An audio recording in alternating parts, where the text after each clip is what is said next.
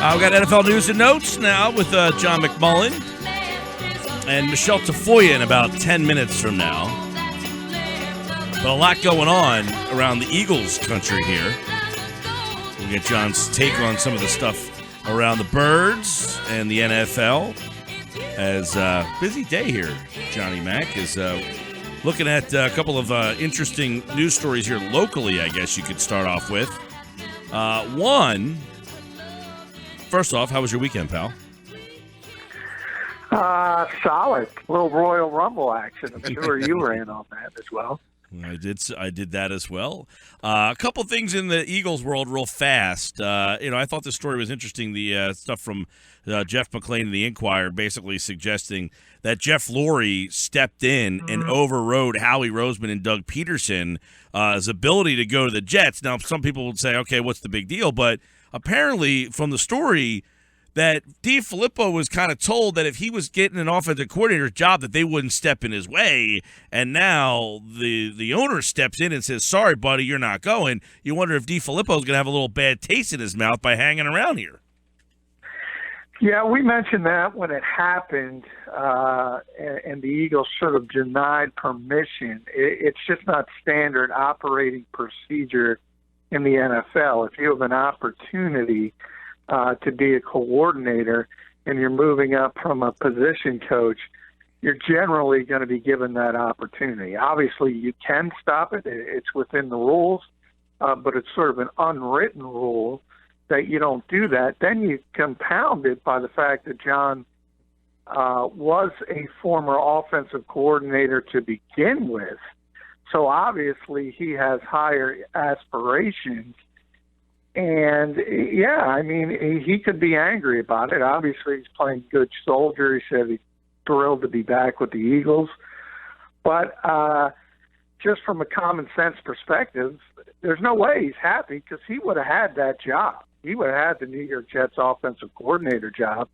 And if you're a coordinator in this league, we've seen how quickly it could happen around the league. You're very close to becoming a head coach if you're successful. Yeah. So what's the end game there? What's the end game there? What's Lurie's thinking in this one? His thinking is obviously he doesn't want to upset the apple cart as far as Carson Wentz goes. And he wants to do everything possible to make sure he develops into the player the Eagles think he's going to. And they like the way John DeFilippo worked with him.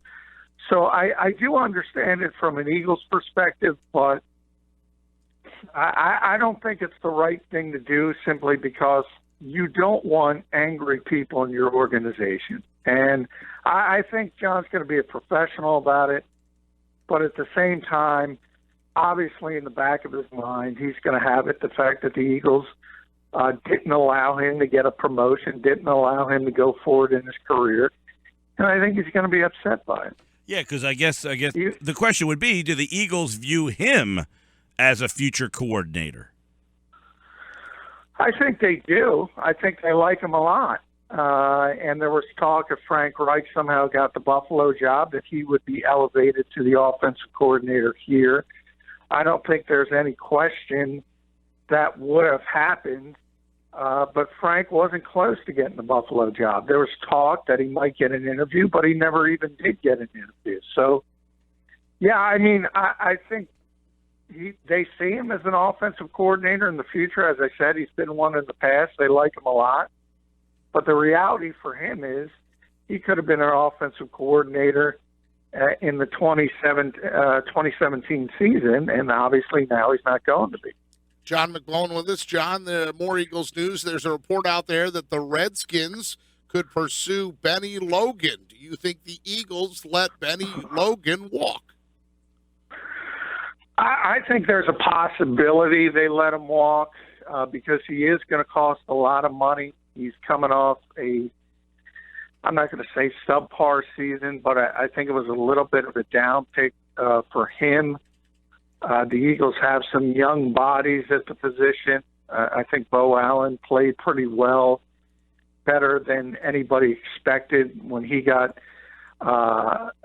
some extra snaps because of injury.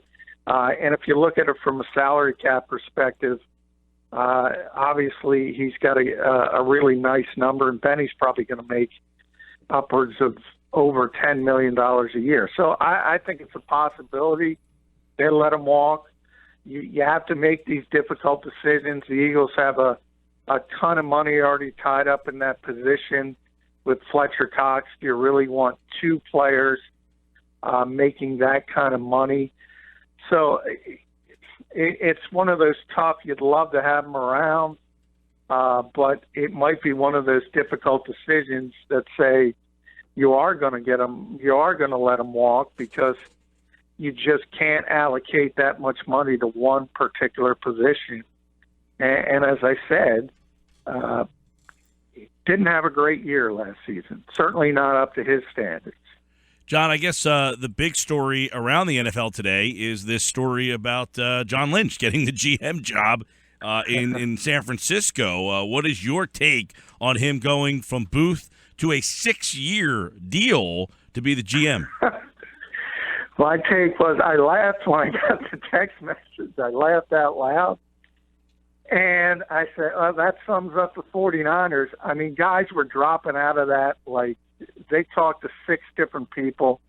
The vast majority dropped out because they didn't want to be involved in that type of situation. And it's the backward situation we always talk about. To get Kyle Shanahan to go as head coach, they gave him power over the 53-man roster, first-year head coach, and they also gave him power over the GM. He has to approve who's going to be the GM. So a lot of guys with other options, like Chris Ballard, who just got the Indianapolis job, or Elliott Wolf, who's back with the Packers but constantly gets interviews. George Patton constantly gets interviews. Those guys know they're going to get other opportunities, so they just said, we don't want to be a part of this situation. And John Lynch, hey, he wants to try it. He tried. He's got 6 years. He contacted Kyle Shanahan himself and said, hey, I'm here for you. I'll be your guy.